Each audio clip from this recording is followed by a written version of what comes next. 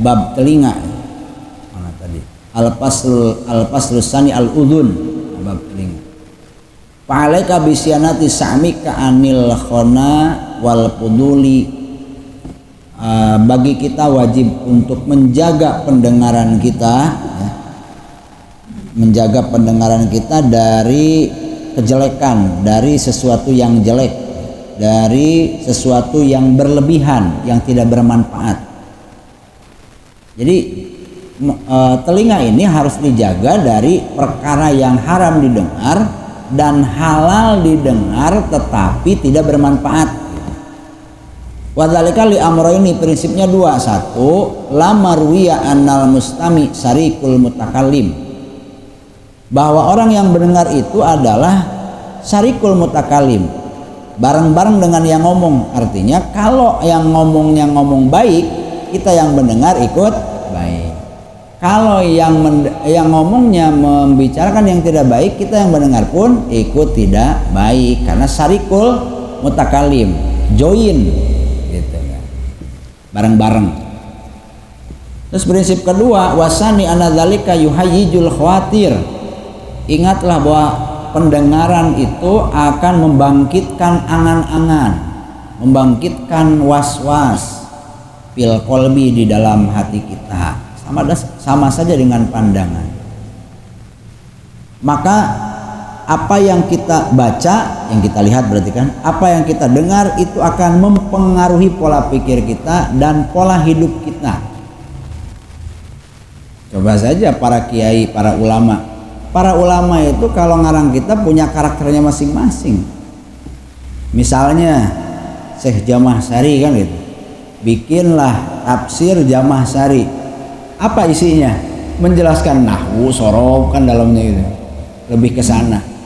Karena apa? Yang dibaca oleh beliau ya nahwu sorof, yang didengar oleh beliau adalah nahwu sorof. Ada tafsir Isari karangan misalnya Syekh Abdul Qadir Al-Jailani. Ketika menafsirkan ayat Quran dibawa ke hakikat terus gitu kan, jangan dibawa ke dohir. Karena itulah yang didengar oleh beliau dan dilihat, dibaca oleh beliau. Kalau misalnya ditafsirkan oleh Antoni Sapi'i misalnya Al-Quran, mau dibawanya ke ekonomi terus, ekonomi syariah, karena profesor ekonomi syariah. Tergantung apa yang didengar, apa yang dibaca. Kalau misalnya Pak Ustadz Asin bikin tafsir, nanti bawaannya ke jima, sek kan begitu kan, gitu. Karena ya yang dibacanya itu misalnya gitu kan. Emang ada lah kitabnya. Mana contohnya?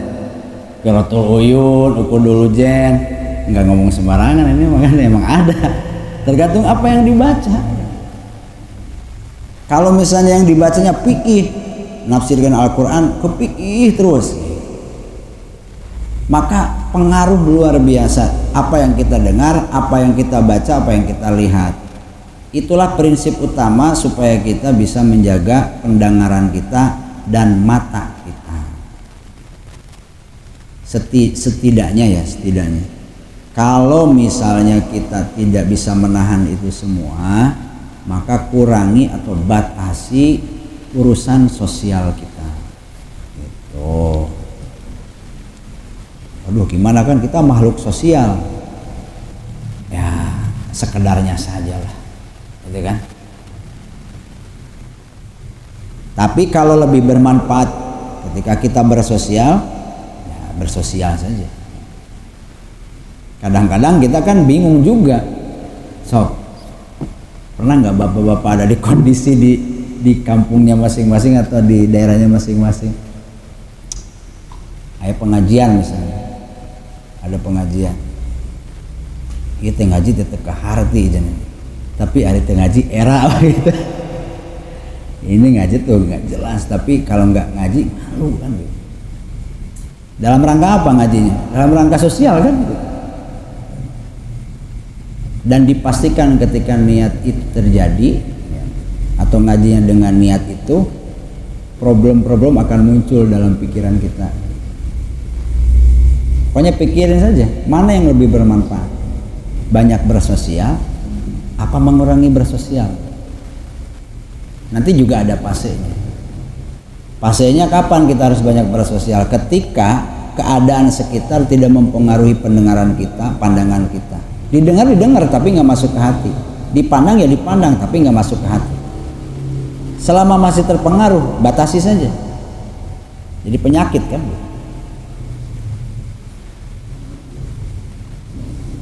Dulu saya nggak setuju kalau orang banyak diam di rumah ya. Sekarang saya malah setuju ya. Kenapa? Ya karena ternyata memang terlalu banyak hal-hal yang mengganggu kita ketika kita melakukan aktivitas sosial pada saat keimanan dan ketakwaan kita ini belum kuat.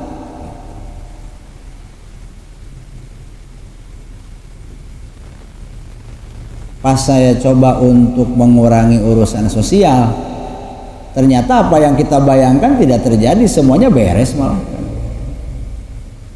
Kan kalau posisi saya katakan di sini goreng-gorengnya ustad lah gitunya. Jadi cekasan asap punya tanggung jawab untuk apa ya? Untuk mengurus masyarakat lah gitu.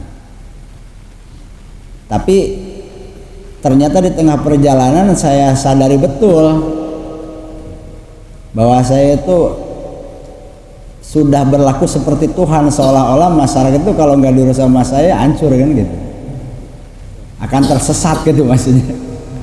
Seolah-olah ini kalau nggak diurus sama saya jadi bahaya, kan jadi Tuhan kan gitu. Makolahnya atau hikmahnya kembali ke hikmah yang tadi kan. Ternyata kita harus yakin bahwa pada saat masyarakat kurang baik, agama kita secara apa? Bukan syariat, secara syiar kurang bagus, kurang banyak, agama ini tetap akan berjalan gitu. Tanpa kita pun agama ini akan tetap berjalan. Terus kemarin kita arahnya kemana kan gitu maksudnya. Ya kemarin karena kita merasa oh kita mampu nih, sehingga kita merasa khawatir kalau kita tinggal. Pada saat kita tinggalkan malah rame kan gitu, malah maju kan gitu. Oh ini bagus, kalau tinggalkan kan gitu. Bantu capek deh. Jadi tapi omongan saya jangan ditelan mentah-mentah, karena kondisi kita berbeda, pikirannya masing-masing. Jangan disamakan dengan saya. Ini hanya contoh saja.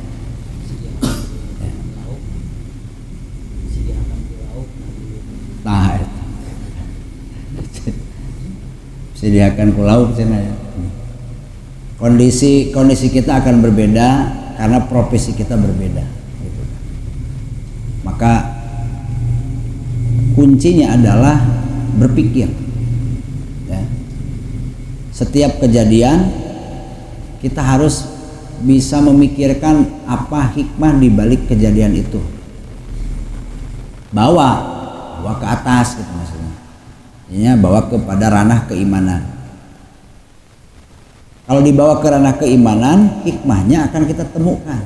Hikmah ini ketika kita temukan itu nambah iman, nambah takwa, nambah yakin. Walaupun belum nyampe ainul yakin, tapi kan pastinya seperti itu.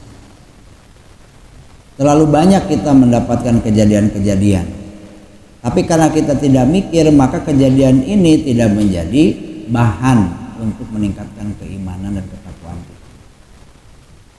Kuncinya adalah mikir. Maka bahasa Kanjeng Nabi, at-tafakkuru sa'atin khairun min alfi ibadati sanatin. Gitu. Berpikir sejenak, bisa sejam, bisa 10 menit, itu lebih baik daripada ibadah selama khairun min alfi ibadah sanatin. Itu lebih baik daripada ibadah 1000 kali sholat sunat, atau bisa diartikan lebih baik daripada ibadah sunat selama 1000 tahun. Karena apa? Orang yang ibadah tanpa berpikir biasanya akan dikuasai oleh hawa nafsu. Orang yang ibadahnya dibarengi dengan berpikir, selamat dari penguasaan hawa nafsu. Insya Allah. Wallahu a'lam bishawab.